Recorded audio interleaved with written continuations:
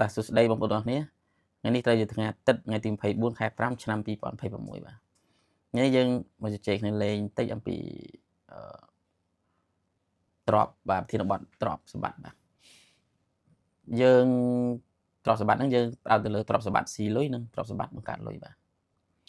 ឡូវយើងឧទាហរណ៍បន្តិចចុះឧទាហរណ៍ថាយើងឆ្លាញ់ដីស្រែឬក៏ដីផ្ទះយើងបងរំលោះផ្សេងធនាគារយើងបងរំលោះទិញដីហ្នឹងដើម្បីបងលុះទៅតាមធនាគារវិញឬក៏ទៅបងលុះផ្ទះពីណាមួយចឹងទៅ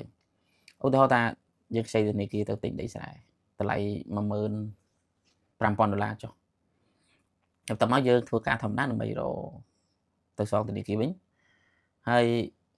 យើងសួរថាអ្វីដែលយើងទៅទិញហ្នឹងតើវាជាទ្រព្យឬក៏វាជាបំណុលនៅពេលដែលរបស់ដែលយើងទិញវាបង្កើតលុយឲ្យយើងមានន័យថាវាជាទ្រព្យហើយក៏ប៉ុន្តែតើការឲ្យជាកម្រៃមកយើងវិញហ្នឹងទូទាត់រួចទៅនឹងការដែលយើងខ្ចីពីធនាគារទេ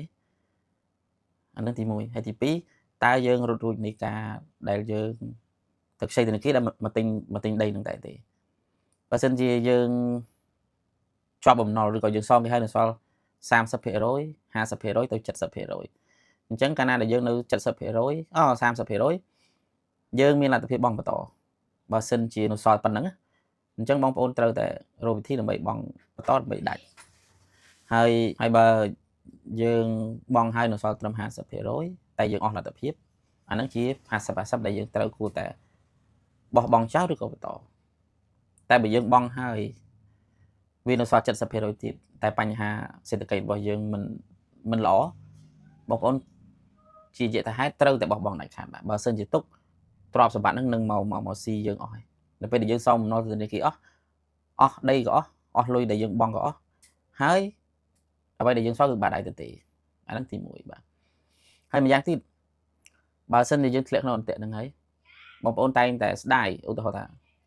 ដីយើងធ្លាប់រកបានឬក៏ដីគេគល់ពីណាពីណីមកសល់យូរហើយយើងស្ដាយអាហ្នឹងហើយជាដែលធ្វើឲ្យយើងថយក្រោយឬក៏អាចនឹងបញ្ហាដោយសារអ្វីដែលយើងស្រឡាញ់ហ្នឹងមានណាច្បាស់ជាងបងប្អូនទេបងប្អូនច្បាស់ហើយយើងក៏មានដំណោះស្រាយដែរជំហានទី1គឺការតេតងទៅការប្រឹងធ្វើការបើសិនជាយើងជាប់បំណុលដល់ចំណុចហ្នឹងហើយយើងប្រឹងធ្វើការគ្មានពេលទំនេរទេដើម្បីយកថវិកាហ្នឹងមកបង់ផ្ដាច់ឲ្យដាច់ដើម្បីបានអ្វីដែលយើងចង់បាន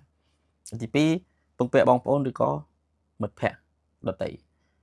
តែបើផ្លូវនឹងបានទៀតទី3គឺលក់ខ្លួនឯងលក់ដីប្រកាសដីនឹងលក់ខ្លួនឯងដើម្បីមកទូទាត់សងវិញទី4នៅពេលយើងអស់លទ្ធភាពហើយគឺយើងត្រូវតែពិភាក្សាមួយធនាគារដើម្បីឡាយឡងដីនឹងដើម្បីតែយើងនឹងខាតប្រមាណភាគរយដើម្បីយកមកទូទាត់ផ្ដាច់សងធនាគារហ្នឹងអញ្ចឹងហើយដូចខ្ញុំតែងនិយាយថាបើសិនជាទ្របដូចយើងបង់លុះឡានអញ្ចឹងតើឡានយើងជិះទៅហ្នឹងបង្កើនទ្របយើងទេដូចយើងយកទៅជួលឬក៏យើងយកទៅប្រកបអាជីវកម្មសម្រាប់អាជីវកម្មយើងត្រូវការជិះចាំបាច់ពីនេះទៅបាត់ដំបងពីបាត់ដំបងមកនេះរាល់ថ្ងៃអញ្ចឹង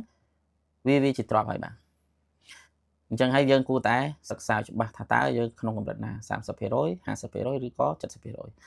បើយោបល់ខ្ញុំ60ដល់ 70% ដែលនេះហើយគឺយើងត្រូវតែបោះបង់ឲ្យបងប្អូនបើសិនជាយើងនៅទៀតគឺវាធ្វើឲ្យយើងកាន់តែអស់ឡងចង់អស់ពីខ្លួនណាហើយពេលខ្លះសេដ្ឋកិច្ចធ្លាក់ឃើញអ្នកមានខ្លះគាត់បោះបង់អាជីវកម្មនឹងចោលយើងគិតថាគាត់ប្រហែលជាខ្សែធនឬក៏មិនតែមិនទេគាត់សម្រេចចិត្តថាឈប់ខាតបាទ